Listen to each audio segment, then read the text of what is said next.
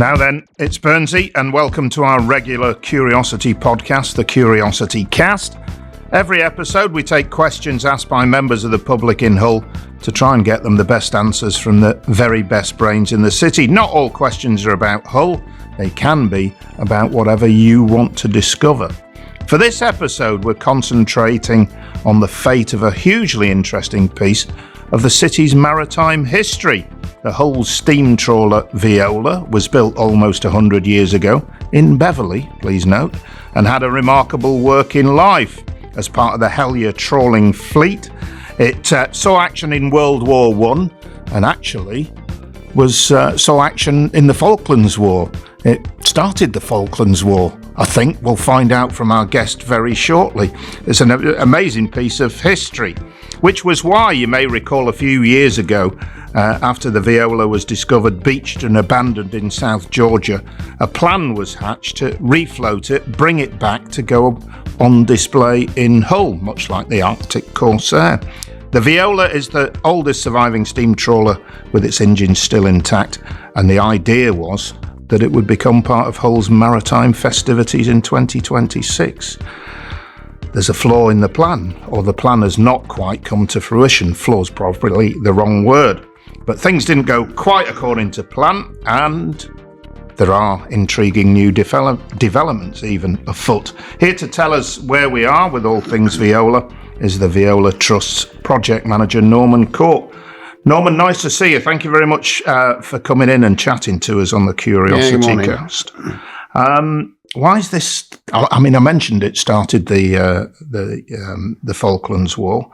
Why is this boat so significant and generated loads of interest and generated loads of money? Tell us about it. It's like an adventure story in its own right, is the Viola. You mentioned almost 100 years ago. Let me just correct you there and say it's comfortably over 100 years ago. It's very close to 120. It was built in 1906 in Beverley.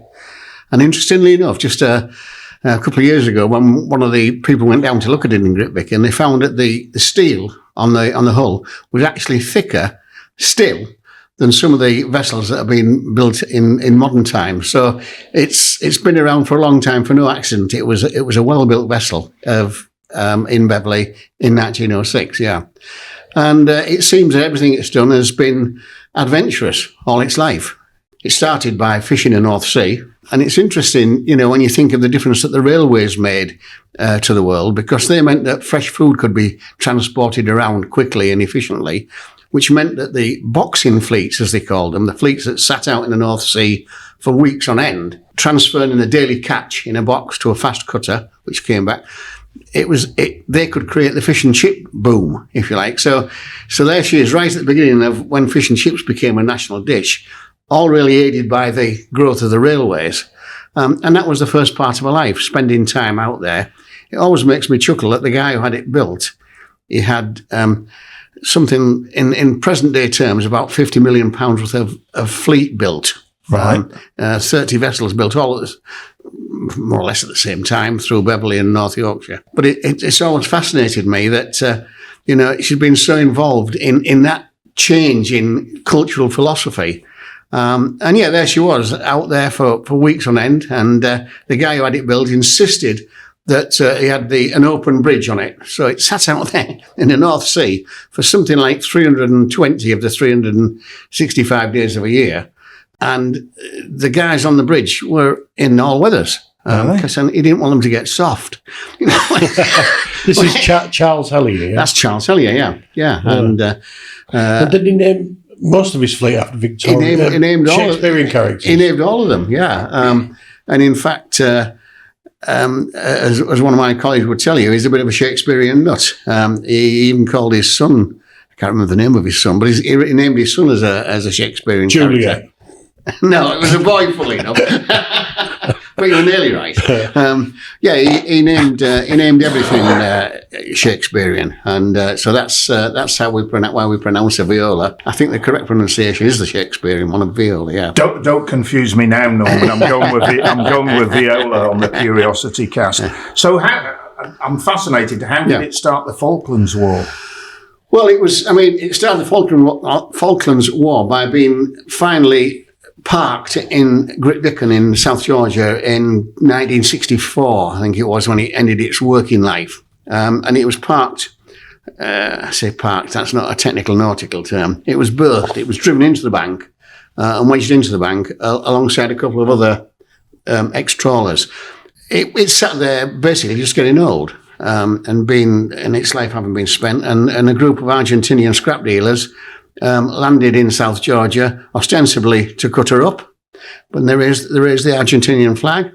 And lo and behold, the Falklands War commenced from that actual act. So it was a precursor or a causal factor in the Falklands War. So between the Festival War and the Falklands, yeah, it had been all over the place. It went up to Norway and down the coast of Africa. After it finished its fishing days in the North Sea, it converted to a military vessel, if you like, or a naval vessel. It went through the First World War. Then it sold down and it was sold into Scandinavian or Norwegian ownership. Then it went fishing off the African coast. And it was involved in whaling for a time, which most people like to just brush aside. I mean, it's just how it was in those days. It might not be the right thing to be doing nowadays, but then it was a normal part of activity. It went from there into ownership in Argentina, and there it fished the seas down in the South Atlantic, which is what took it eventually to South Georgia. Because it was a trawler and because it had huge load capacity for the coal and whatever else that it would normally need, it was a great vessel to be used down there for all sorts of purposes. So how did this all start in terms of people thought, we'll bring it back to Hull? I think it started in and why was it so special that people felt the need to bring it back? It's special because of its lifestyle. I've skirted past a couple of things. The big thing was that really in 1914 it was taken over by the Admiralty as a patrol vessel in the northern quadrant of the UK, looking for mines, looking for submarines and whatever else. And in the process, it sank I was involved in the sinking of 2 U-boats. That might not sound a lot until you think that the great Leviathans that were built, the great Leviathan gunships that were built at that time, none of them scored as many as 2 submarine hits. Right. So here's a little trawler. And this was with all trawlerman crew, wasn't it? Oh, yeah, absolutely. They maintained the trawlerman crew. Yeah, you take the word out of my mouth. I was just going to say it's with the guys who converted with it. They became naval seamen. Apparently a bit less respectful than the disciplined naval seamen because they had their own way of respecting the vessel and respecting their task. So they went from killing cops to killing Nazis. So, yeah. And so basically that was its war service, but it also was involved in 2 or 3 skirmishes, driving German vessels away from the northeast quadrant of the country. So it spent a few years on that duty in particular. It was the first link between an aircraft spotting. The aircraft would fly over and spot activity in the surface. The boat would go out to it and pop a few what do you call them? Depth charges. Depth charges over the side. So it was the first recorded instance of an air and naval combination to attack a U-boat. Right. What the heck? Van Morrison seems to have... Yeah, sorry about that. Is that your fault? Is that you, Norman? Yeah, sorry. Is Van Morrison calling you? Van, I'll call you back, Van. I'm just on a podcast. Van, I'm doing the CuriosityCast. Van, keep it down, for God's sake. Burnsy and Dave asked whether you're available next week. Sorry about that. I never even thought I'd got the bloody thing on me. No, don't worry about it. Don't worry about it. We don't edit. We're going to keep that in. We don't edit. Yeah, the day Van Morrison joined in the CuriosityCast. It's a loose connection, but it might get us more people listening to it. As we were talking about a famous old Beverley stroke hull vessel, the Viola, with Norman Court here on the CuriosityCast. Back to reality. So all this is the history, and then who actually decided let's bring it back? Well, originally it was I believe it was in 1994 or something like that originally, that there was a group of guys in Grimsby who were passionate about this old vessel. They were aware of it being parked up or berthed in Great Viken, and they were the first people. They called themselves the Friends of Viola. And they set about an act of wanting to bring it back, but they never actually got to fruition. So they started the interest in it. Rob Robinson, of course, who I suspect your listeners will know quite well. Legend. Yeah, Rob, he then took an interest in this. I actually found that he had some family related to being on the vessel.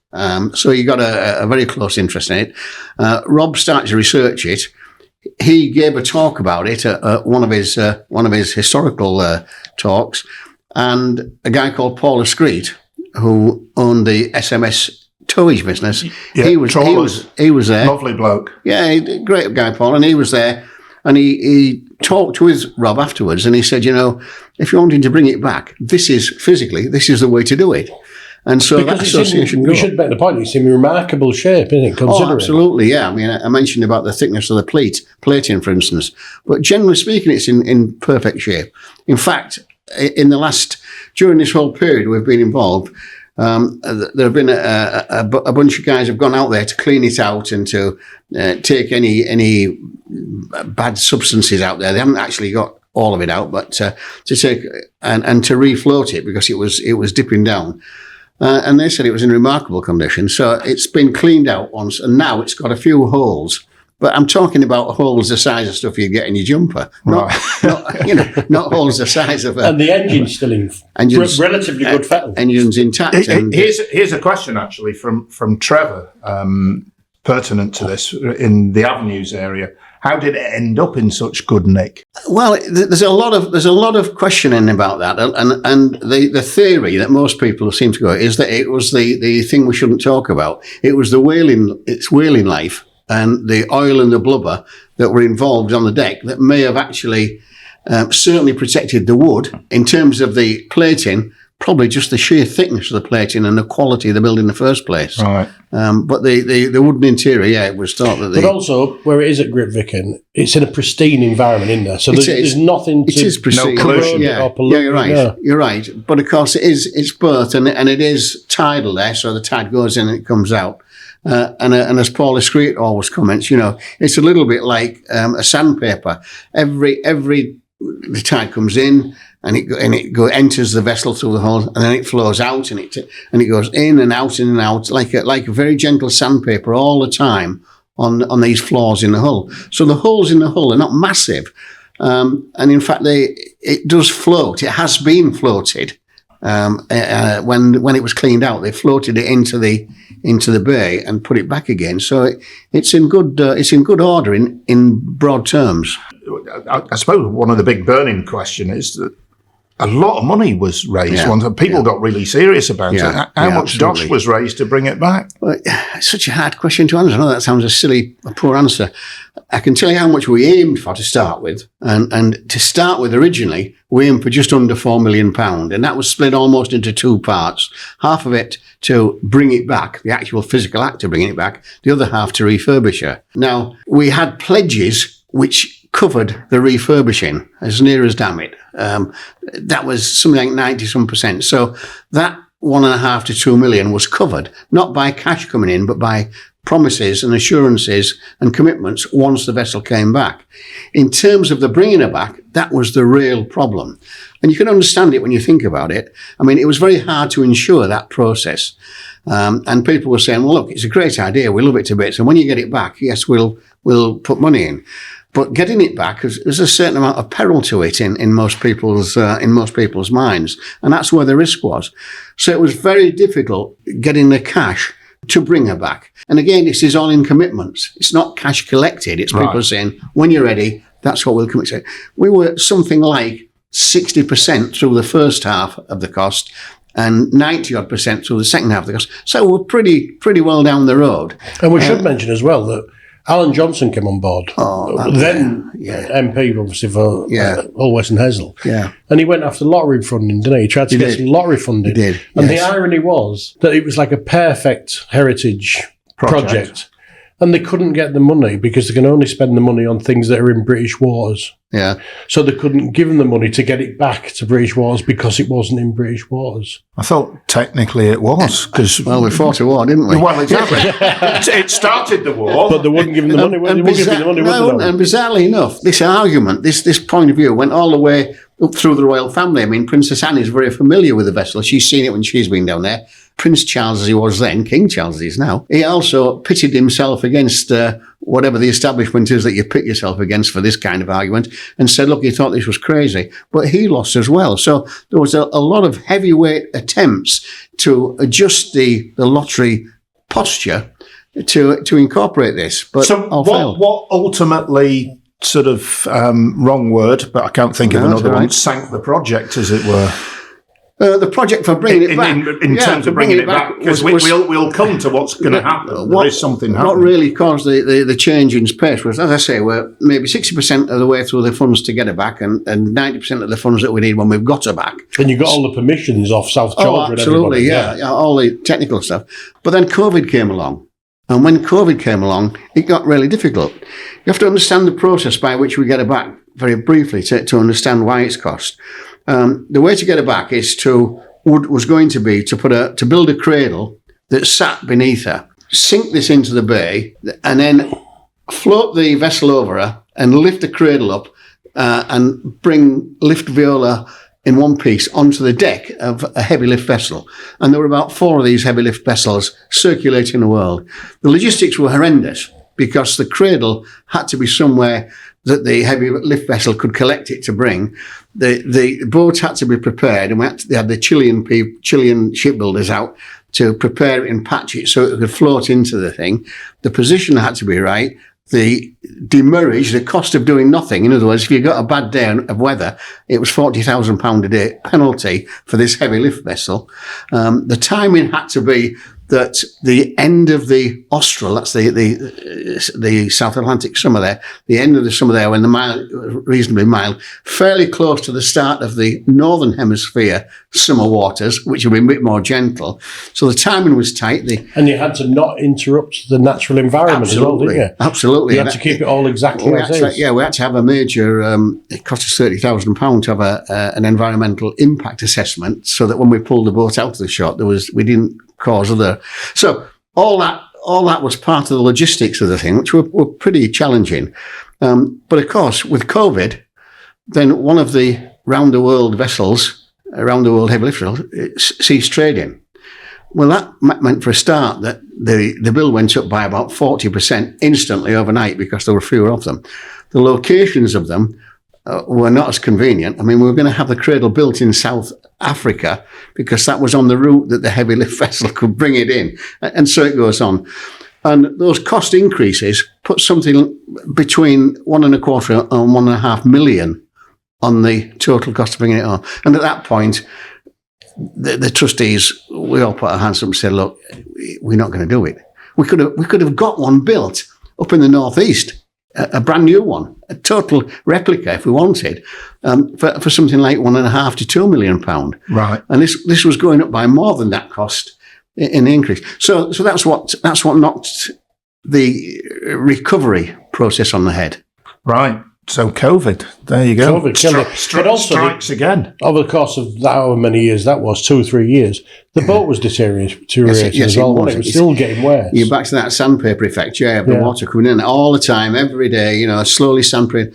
And it was very sad because we had a setup here, not just sad in terms of bringing this old vessel, this piece of heritage back, but we had sort of 12 apprentice positions lined up with local shipbuilders. We had the place to set up the apprenticeships portrayed and ready to recruit for to work on her and refer. So the knock-on effect was very, very sad. It wasn't just the having her here; it was the benefits that would have come through it, and if you like, the new marine engineers that we would have created off her. And the fact that it would have been a tourist attraction alongside the Arctic Corsair and part of the new sort of maritime heritage that's being created in the city of Hull. Somewhere in there, we've answered Bobby in Bilton's question about what will happen to all the money the trust raised. A lot of it was pledges, really. So yes, it was. Let's move on to take us to the here and now,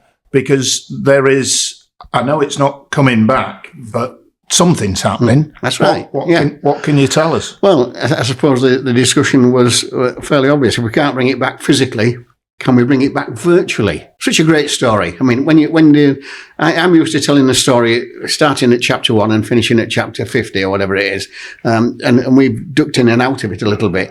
But when you look at the whole story, when it unfolds, it's like a boy's own adventure. This thing, this life of this vessel.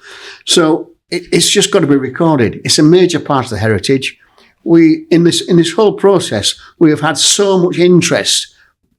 Never mind the external interest, local interest of people who have written and said, my uncle was on it, my father's brother, my grandfather. We've had contacts from people in America even who have been in touch saying, look, our ancestors were here. So the amount of the local heritage, the amount of value that locally is placed on this vessel says, well, we've got to get something back. And wasn't one of the first people to donate somebody who'd worked on the boat as well? Yes, yeah, that was the first people to donate was Eric Tharrett. Eric was the son of I don't think he was a skipper, but one of the original Viola crewmen, and his daughter Pat Tharrett. And between the two of them, they put £1,000 on the table, £500 each, and that was, that sort of, when ordinary folk are ready to put their hand in their pocket and put that on the table for an issue, you've got to recognise that this is serious in people's minds. This is a part of people's lives that you're playing with. It's not just a project, it's a little bit of living history. So where are we at now? Right now, we've said, okay, let's bring it back virtually. And there was a certain amount of cynicism amongst us, not least from Alan Johnson, who said, well, can you really do a good enough job? But we had a stroke of luck also, and that is that one of the trustees is Professor David Drury. David was the Vice Chancellor. On the podcast. Yeah. He's great. Well, David was the Vice Chancellor at the university. One of his colleagues at the university had actually moved on to a professorship in Glasgow University, Glasgow School of Art. And he was specialising in, I've got to get this word right, photogrammetry and laser photography, laser scanning. David said, look, let's talk with Philip with Paul up at Glasgow. And he explained to us what could be done, which was far, far better than a mere layman might have guessed. And so we linked up with Glasgow University, with Paul Chapman up at Glasgow, and he put together from all the material we've got, and we had got a stack of photographic material and other evidence.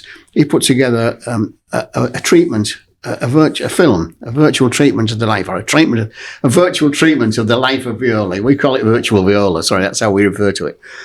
But it's a beautiful process. He's taken the photographs. He's actually breathed life into them. And there are 2 or 3 shots in there which totally fascinate me. When I look at, there's one, for example, showing, when we talk about the Falklands, showing a group of a group of soldiers walking down the side of the bay. That is a single photograph, static, black and white, full stop. Now he's got that. He's taken that photo, and he's got them walking down the side of the bay with all the mannerisms. Amazing. So it's going to be a film. It's a 11-minute film which takes us through the life of Viola, from viewing her where she is now, seeing her convert back into a pristine form, understanding how she what it was like inside her, seeing where the crew lived, and watching her travel and seeing how she sat in the water and all the rest of it. So where's it going to be? When are people going to be able to see it, Norman? Well, it's going to form a part of the whole maritime museum. The changes in the museum, and the City Council have assured us that they can give this space, prominent space, that people can come and see the film. We have a launch coming off shortly. A release of the film, if you like, coming off in the next couple of weeks, which has got a tremendous interest, tremendous group of people, people from the British Antarctic Survey, people who are very much into vessels, We're linking with South Georgia, hopefully, and the people on the island as we do the presentation of it.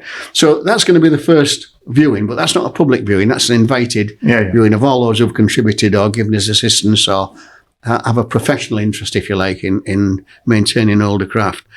But thereafter, it will pass into the care of the City Council. We will gift it to the City Council. And they have assured us they will put this into the new improved Maritime Museum.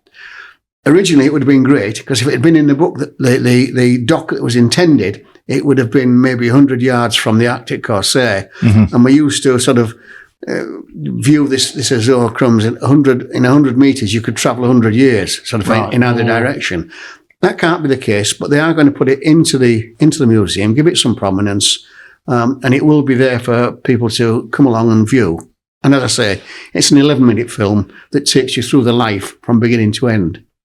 Just, I should say at this point, if only we could talk to a filmmaker involved in this project, because you're involved in this, aren't you, Dave? I've done an accompanying film, I've not been involved in the 11-minute film. Right. I've done a separate film for the Lords just to explain what we've talked about today, really. Yeah, right. Why Viola was important, Viola was important, and why the trust was formed and the problems that they came across. And it's been a fascinating process learning all about it.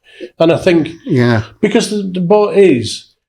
in one vessel, it's a social history of Hull. Absolutely, certainly over the past century or so. It is, as you describe, socially important. It's a piece of history, and it's terrible that we couldn't get the ship back, but it's a very close second best. Just on the point of the ship, Jim in HU10 in Willoughby, is it possible to actually visit the Viola in situ? Can you go? Yes, it is. It is, and it happens quite frequently, particularly from the Americas. There are a lot of cruise vessels that go out to Skritbeck because they're looking at the old whaling stations. That's what a lot of them are drawn by. And funnily enough, a copy of this film has gone to there's a small museum on there run by the South Georgia Heritage Trust. So we've given them, because they contributed to all sorts of the costs, we've given them a copy of the film. So you can go all the way there and see the film in South Georgia. Well, there you go. You don't have to go all the way on a cruise. You can see it virtually. Where do people check to find out when it's going to be available? The council will announce that. Yeah, presumably. The council will announce it. It'll be a city council thing. We have this launch of the film in a couple of weeks' time. We'll then formally pass that across to the city council. The Viola Trust itself will disband, so it will all be with the city council at that stage. And that's where the information will come from after that. We should say as well, with the Viola Trust disbanding, a big thank you to all the chaps who've been everyone who's been involved with the Viola Trust, because you've all put years of effort into this thing, haven't you? Without realising it, it's one of these tasks where you look back and you think, crumbs, I go through my emails. I'm looking at emails for sort of 6 years old, and I'm thinking, it's never been that long, has it? And it's the same with everyone. We talk about the Rob Robinsons. You and Alan and Paul and Rob and all of you have put God knows how much work into this thing. Ultimately, unsuccessfully. Absolutely, but you've succeeded in keeping the Viola's name alive and the story alive, you should be applauded for. I have a couple of views on success and failure. We sought out to move mountains to get this thing here. And we've succeeded. And you say, hang on a minute, it's not coming. Well, yeah, we've not succeeded in that, but we've succeeded in getting a mountain named after it, because through all the efforts, the government of South Georgia have decided to name one of the mountains behind it, where it sits, as the Viola Peak. So, yeah, we've failed, but we've succeeded as well. On the map. It's on the map. It is a fascinating story. Norman, thank you for joining us to tell us about it. Keep your eyes and ears peeled for when you'll actually be able to go and see the film. What a fascinating story. If only any Hollywood agents or anything like that listen to the CuriosityCast, you never know. There's a big film in it. Well, if nothing else, Van Morrison could write an album on it. If he's a mate of Norman's, he could do the theme to the film, couldn't he?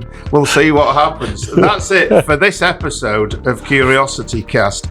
Our thanks to Norman Court from the Viola Trust. Remember to keep in touch with us via curiosityhull.co.uk or follow and friend, as I'm still laughing about Van Morrison.